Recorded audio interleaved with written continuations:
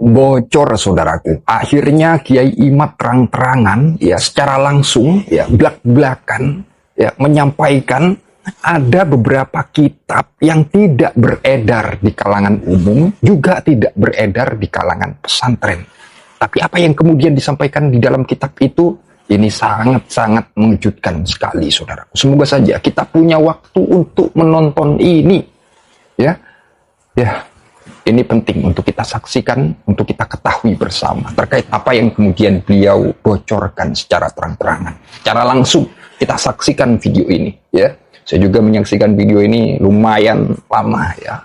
Tapi ketika nyampe di menit ini, ya, saya rasa ini penting untuk saya tunjukkan kepada saudara-saudara sekalian. Biar tidak panjang lebar, kita intro terlebih dahulu. Silakan.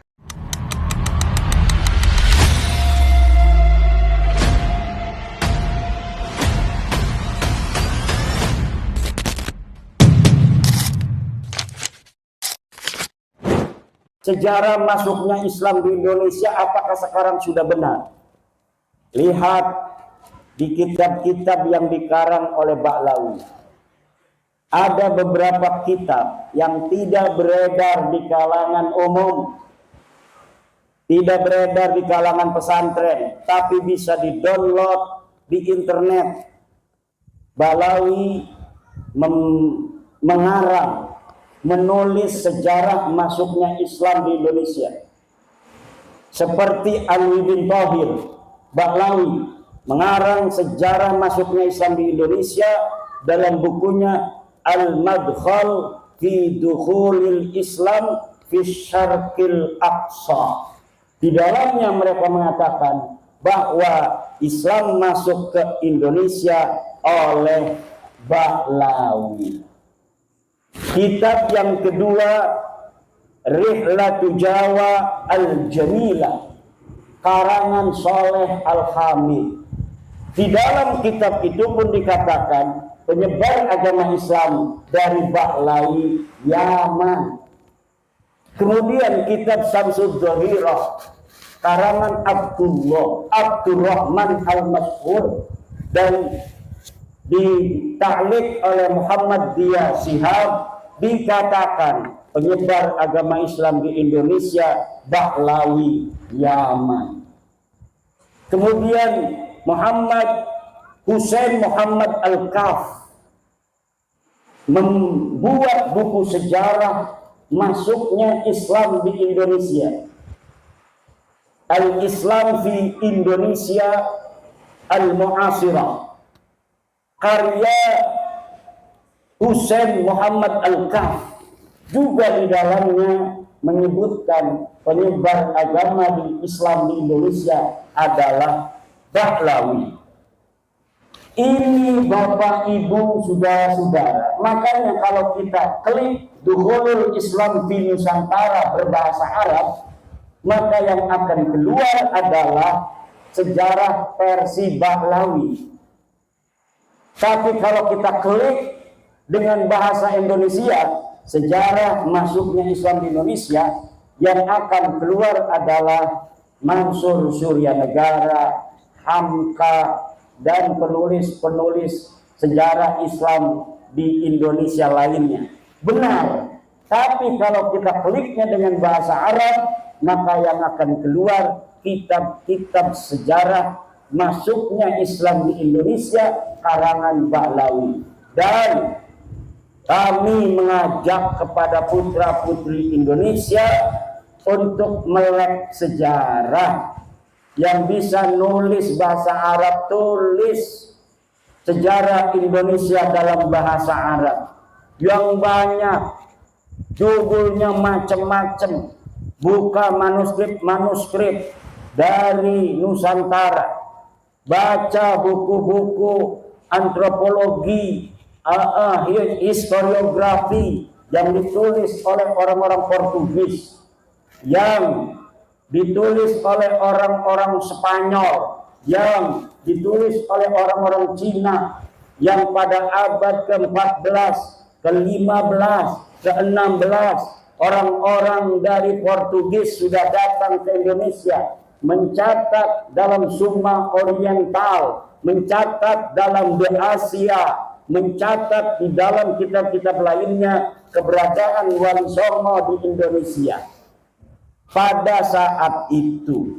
Tetapi hari ini sejarah itu banyak yang berubah. Maka para penulis, para pemuda yang punya YouTube-nya angkat masalah sejarah. Buka itu karya ulama-ulama Indonesia. Buka itu karya-karya ilmiah ulama-ulama kita dalam sejarah, angkat di dalam YouTube. Yang bisa nulis di web, nulis di web. Yang bisa nulis buku, nulis buku. Yang bisa di Instagram, Instagram. Yang bisa di Facebook, Facebook. Kenapa? Untuk melawan narasi-narasi sejarah yang dibelokkan oleh oknum-oknum yang ingin menguasai kesejarahan Indonesia masa lalu, agar mereka yang ada hari ini bisa mendapatkan manfaat dari apa yang ditulis oleh sejarah mereka tentang leluhur mereka yang palsu. Leluhur mereka tidak punya andil apapun di dalam kesejarahan bagaimana menyebarkan Islam, tapi mereka ingin ditulis leluhurnya sebagai penyebar agama Islam.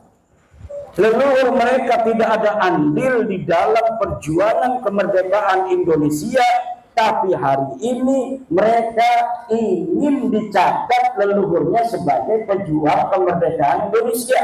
Padahal leluhur mereka adalah orang-orang yang ikut Belanda menjadi antek-antek Belanda. Surat-surat mereka masih ada. Bagaimana korespondensi mereka dengan Belanda?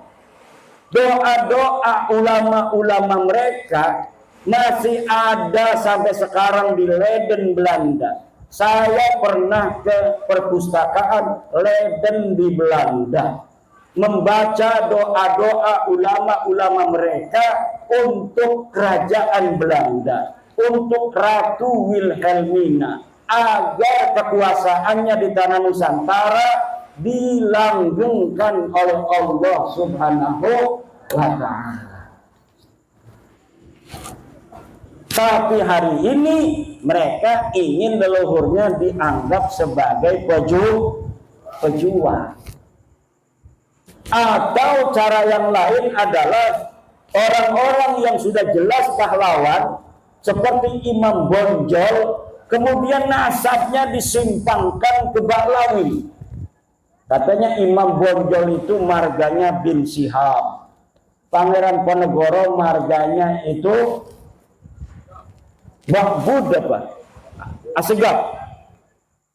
Macam-macam itu dibelokkan. Di Ponegoro marganya apa katanya? Ada Asegaf, dari keluarga Bakbud menganggapnya Pangeran Ponegoro Bakbud. Kemudian dari keluarga bin Yahya menganggapnya bin Yahya. Nah, nanti yang benar yang mana? Semuanya pengen leluhur mereka dianggap pahlawan. Walaupun mereka yakin itu pahlawan palsu, kenapa mereka enggak takut kepada Allah ketika mereka memalsukan itu? Ini pertanyaan besar. Kok kayak enggak takut sama Allah? Kok enggak kayak percaya adanya hari hisab? Mereka tahu Pangeran Diponegoro itu adalah putra daripada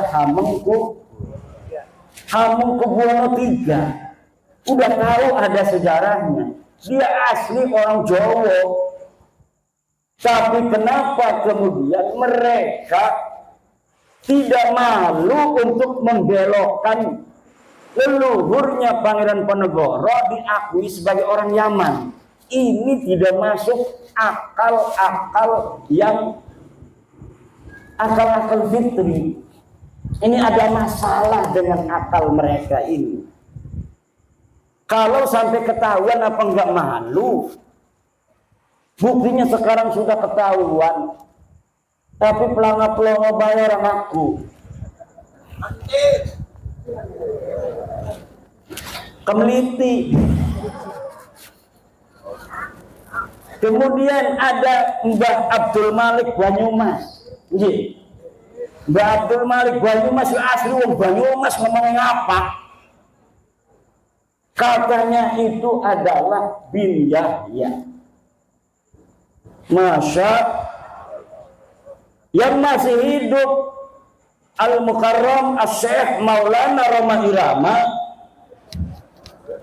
Daripada Maulana-Maulana yang lain itu yang jelas saja sih perjuangannya pada Islam. Roma Irama, betul. Lagu-lagunya kita dengerin, lagu Roma Irama, Masya Allah, sebujur bangkai kita ingat mati, betul. Daripada orang ceramah halu-halu mi'raj 70 kali, leluhurnya bisa membuat rantai dari emas, bisa susah, luar biasa itu keramat-keramat, memadamkan api neraka, bisa menyalati orang yang mati walaupun leluhurnya sudah mati ratusan tahun. Dicekoki umat Islam Indonesia dengan khurafat-khurafat. Wih, kayak orang Muhammadiyah, orang Wahabi ngomong khurafat-khurafat katanya. Bukan, Pak. Karomah dan khurafat itu beda. Kalau di dalam kitabnya Imam Asy'arani itu menulis keramat-keramat para aulia. Walinya ada, keramatnya zahir. Orang tahu semua, ditulis oleh Imam Asy'arani, itu namanya keramat. Tapi kalau orang biasa kayak Muhammad Shahid Mirbat yang tidak ada keterangan dia ulama, kemudian disebutkan keramatnya, itu namanya khurafat, cerita-cerita palsu. Untuk apa tujuannya? Glorifikasi leluhur mereka yang tidak mau kalah dengan wali-wali lain yang ditulis keramatnya. Kalau Syekh Abdul Qadir Jailani, keramatnya zahirun muntasyarun, itu ditulis dan ada saksi dari kitab-kitab yang satu masa dengan Syekh Abdul Qadir Al-Jailani. Syekh Abdul Qadir Al-Jailani satu masa dengan Ibnul Jauzi. Ibnul Jauzi menulis dalam kitabnya bahwa ada di Baghdad seorang ulama besar namanya Syekh Abdul Qadir Al-Jailani, seorang sufi yang sangat dicintai oleh orang-orang yang awam, yang dia menulis kitab-kitab keramatnya dohir disaksikan orang banyak. Tapi kalau Faqih Muqaddam Bahlawi, leluhurnya kabin-kabin yang katanya bisa mi'raj 70 kali, saya cari nama Faqih Muqaddam di abad ke-6 dan ke-7 Hijriah, ada tidak ulama yang mencatat seseorang yang bernama Faqih Muqaddam? Tidak ada seseorang yang bernama Faqih Muqaddam. Dia orang Tarim, dia orang Yaman. Kitab di abad ke-7, ke-8 banyak sudah ditulis tentang ulama. Siapa saja yang ada di Tarim, tidak ada yang menyebut seseorang bernama Faqih Muqaddam yang dianggap wali dan keramat pada masa dia hidup, apalagi bisa mi'raj ke langit 70 kali dalam sehari. Terayat.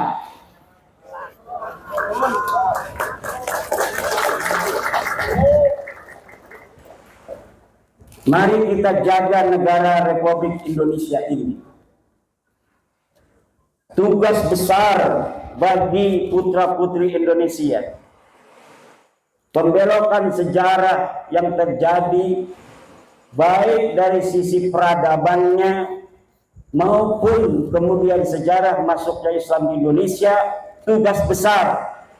Wahai orang-orang di UI jurusan sejarah, calon-calon doktor sejarah, jangan asal comot referensi, tapi verifikasi referensi itu apakah referensi yang dapat dipercaya atau referensi palsu.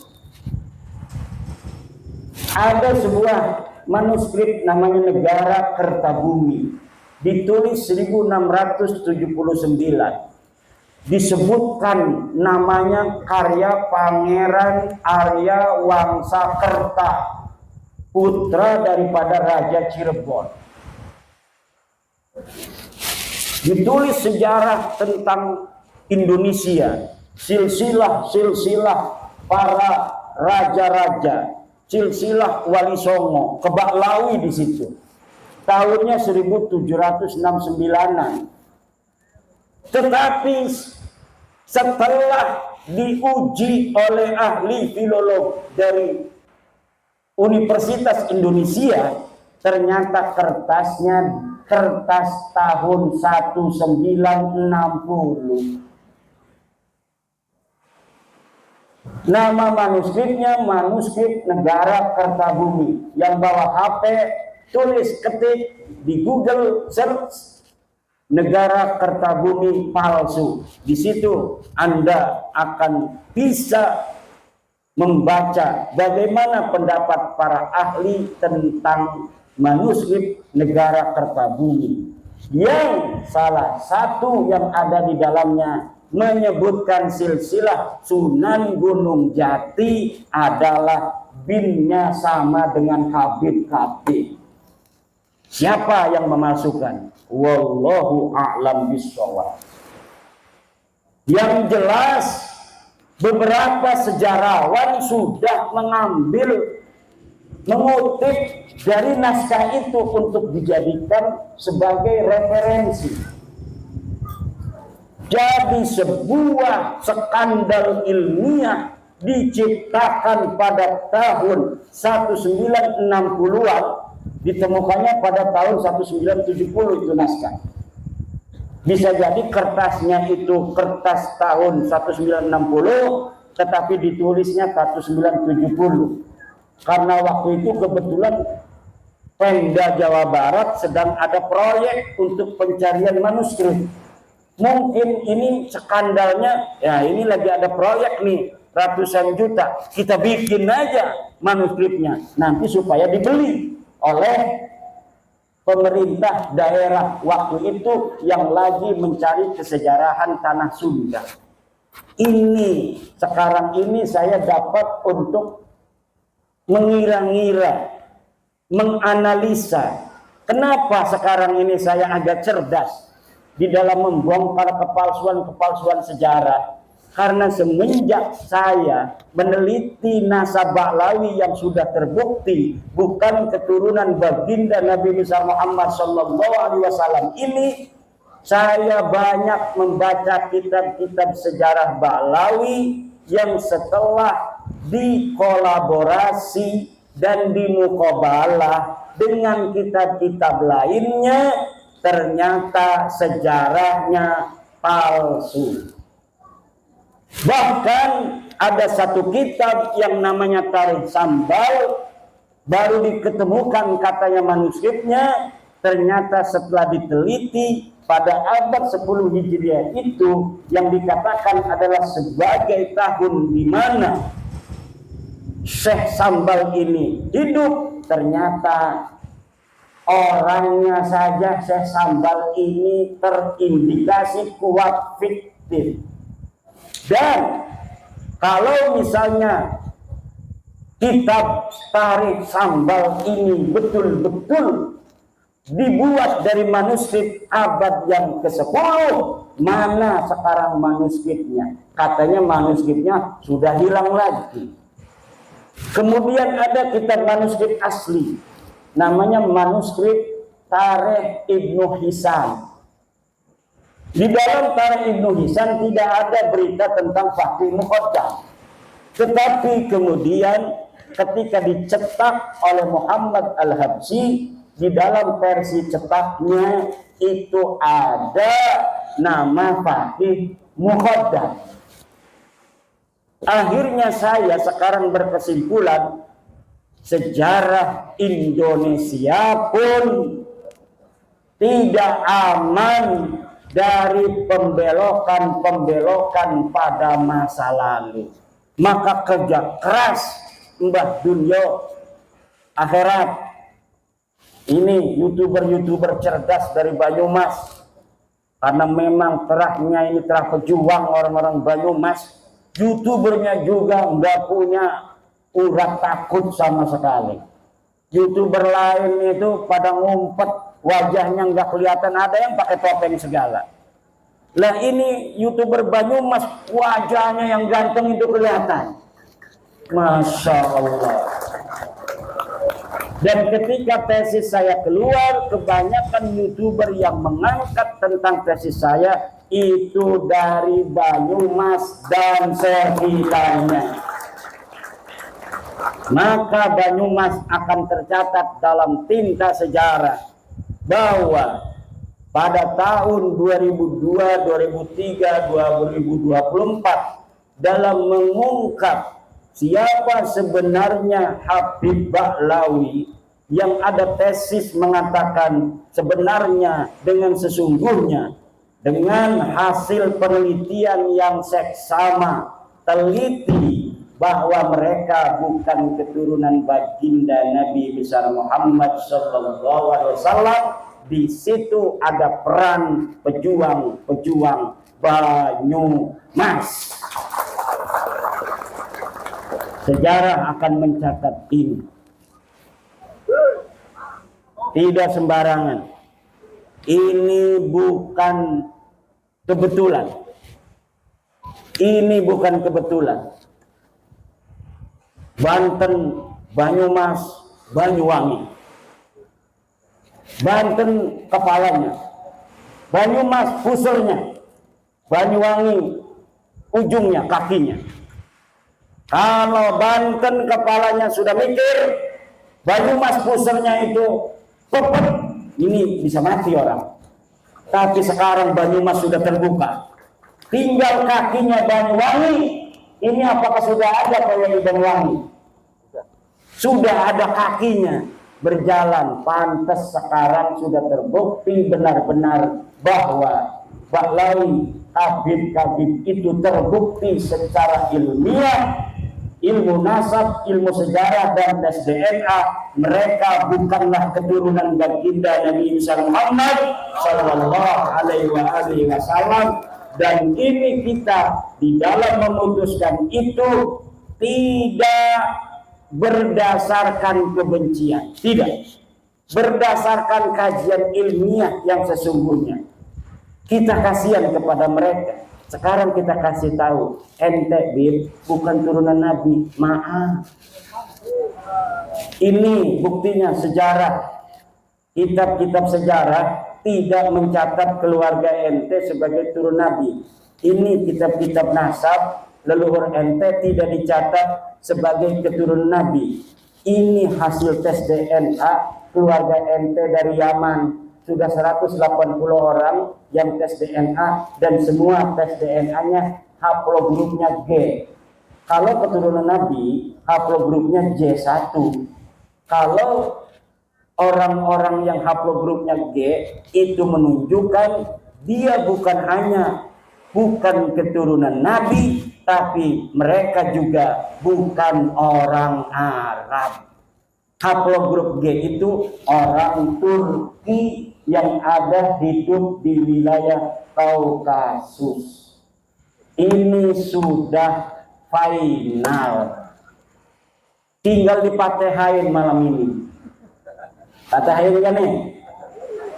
Kita patehain bahwa bapak-bapak, ibu-ibu yang hadir pada malam hari ini sudah final hasil penelitian bahwa satu, Bahlawi, Habib ini dari bin Syihab, bin Semih, As-Segaf, Al-Idrus, bin Yahya, dan sebagainya, bukan keturunan baginda Nabi besar Muhammad sallallahu alaihi wasallam. Bi barakati jami'il auliya ittis'ah, bi barakati jami'i auliyai fi Banyumas, bi jami'i barakati wa karamati Arya Mandalika, wa bi barakati wa karamati Syekh Sunan Gunung Jati Syarif Hidayatullah, wa bi barakati wa karamati Syekh Abdul Qadir Al-Jailani radhiyallahu anhu. Al-Fatihah. Alhamdulillah.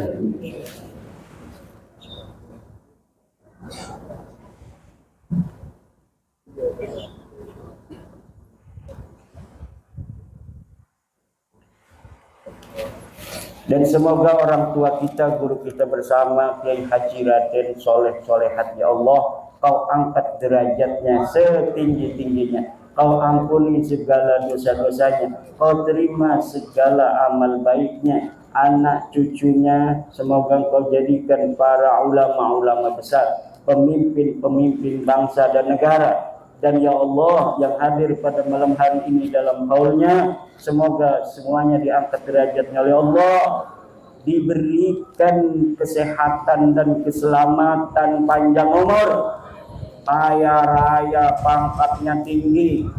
Polisi yang sekarang hadir ya Allah jadiin Kapolri, tentara yang hadir jadiin Panglima TNI. Kalau tidak beliau nanti anak cucunya, amin ya Allah ya Rabbal. Banser PWI yang hadir banyakin duitnya, kaya raya, bikin pabrik semuanya, amin. Kita bangun Banyumas ini, sini pabrik sendal, sini pabrik sepatu, yang punya Banser dan PWI, amin. Ibu-ibunya nikahin anak perawannya sama Banser. Kiai aja dijaga, apalagi anak ibu-ibu. Amin. Mau pilih Banser apa pilih Kiai? Jawab. Banser kalah. Kayaknya Kiai katanya. Bu, Kiai mah udah punya istri, nggak apa-apa. Bu, sama Kiai boleh. Udah punya istri nggak apa-apa. Kalau Banser masih jejaka, Kiai udah punya istri boleh. Boleh nggak apa-apa. Itu jawab sendiri saya. Bu, Bapak, alhamdulillah silaturahmi kita malam hari ini insya Allah diberkahi oleh Allah Subhanahu wa Ta'ala, dan semoga PWI yang diketuai oleh Kang Mas Agus Mariono akan dilantik nanti pada tanggal 10, akan membawa barokah dan manfaat untuk umat Islam khususnya di Banyumas, umumnya di Indonesia. Mari kita ingatkan generasi muda kita untuk menjaga sejarah bangsa Indonesia, untuk menjaga sejarah Islam Indonesia, untuk menjaga sejarah jam'iyah kita, Jam'iyah Nahdlatul Ulama, untuk menjaga kiai-kiai Nusantara, kemuliaannya dan kehormatannya, untuk menyebarkan paham toleransi, menyebarkan paham-paham kebangsaan, persatuan. Kita tidak memusuhi siapapun. Yang sedang kita luruskan nasab mereka, bukan berarti kita membenci mereka. Betul? Kita meluruskan nasab mereka dan kekurangan ajaran mereka di dalam merubah sejarah NU, sejarah negara, sejarah perjuangan bangsa. Kalau itu sudah tidak dilakukan, mereka ingin hidup bersama kita, kita harus terima. Siap? Kita orang Nusantara diajari budi luhur yang tinggi tiada tara. Betul? Kita diajari oleh orang tua kita kesopanan, kita diajari kesantunan, kita diajari kasih sayang terhadap siapapun. Kita akan lindungi mereka, kalaulah mereka kemudian sudah menyadari kekhilafan mereka tentang perendahannya terhadap Nusantara, terhadap sejarah-sejarahnya, kita akan bisa hidup sebangsa setanah air dalam kerukunan dengan saling harga menghargai berdasarkan akhlak-akhlak Nusantara, akhlak-akhlak Islam Ahlussunnah wal Jamaah, dan berdasarkan ajaran Pancasila, sila pertama sampai sila kelima, terutama sila kedua, kemanusiaan yang adil dan beradab. Wallahu huwal muwaffiqu ila aqwami thoriqin. Wassalamualaikum warahmatullahi wabarakatuh. Oke, teman-teman, akhirnya sudah kita saksikan bersama, ya, sudah kita simak bersama akan apa yang kemudian beliau sampaikan di dalam video tersebut. Semoga kita dapat mendengarkan video itu hingga akhir, ya, sehingga mendengarkan keseluruhan terkait hal-hal yang kemudian beliau sampaikan di situ. Dan saya pikir ini penting, ya. Sebenarnya 1 jaman lebih, saudara, tapi ketika saya simak di menit di mana beliau menyampaikan itu, saya sangat tertarik untuk menunjukkan, ya, untuk memutarkan kepada kalian, ya, agar kalian tahu, ya, soal, ya, seperti yang sudah kita dengarkan bersama, saudaraku. Dan semoga teman-teman sekalian punya waktu, ya, punya waktu mendengarkan terkait apa yang kemudian beliau sampaikan di dalam video tersebut. Ya, luar biasa, ya, luar biasa sekali. Beliau sampaikan itu dengan begitu sangat-sangat tegas, ya, sangat-sangat tegas. Terima kasih Kiai Imad, ya. Terima kasih, semoga panjenengan sehat panjang umur. Semoga panjenengan terus istiqomah di dalam memberikan sebuah pencerahan, edukasi, ya, pengetahuan. Saya pikir terkait hal-hal yang kemudian Kiai Imad kemukakan ini penuh dengan daging, saudaraku, ya, penuh dengan sebuah edukasi lah, seperti itu. Dan ya, semoga kita dapat memahami terkait apa yang kemudian beliau kemukakan di sini. Semoga kita tidak gagal paham. Kita doakan selalu Kiai Imad, ya, semoga beliau sehat, panjang umur, semoga beliau terus istiqomah di dalam memberikan sebuah edukasi. Luar biasa, ya, beliaunya, keberanian beliau, ya, mental beliau, ya, mental yang luar biasa, ya. Jadi mental beliau ini mental pejuang, saudaraku. Saya cukup terkejut, ya, ketika di awal mula saya menonton video beliau berbicara soal nasab mereka, ya. Jadi seiring berjalannya waktu, ya, akhirnya, ya, saya banyak tahu terkait apa yang kemudian beliau kemukakan. Ternyata beliau ini sosok yang memang luar biasa sekali, ya, luar biasa sekali. Ya, kita doakan semoga beliau panjang umur, sehat selalu, semoga beliau dalam lindungan Allah. Itu saja sih, ya, yang dapat saya sampaikan pada kesempatan kali ini. Kurang lebihnya, saudaraku, apabila ada kekeliruan dari saya, baik dari kata atau ungkapan, narasi atau pemahaman yang saya sampaikan, ya, jika ada kekeliruan, saya Al-Fakir Official mohon maaf sebesar-besarnya. Hanya itu, ya. Salam hormat kepada teman-teman sekalian yang saya banggakan dari manapun Anda. Mohon maaf jika ada kekeliruan, ya. Akhirul qaul ihdinas siratal mustaqim. Wassalamualaikum warahmatullahi wabarakatuh. Terima kasih.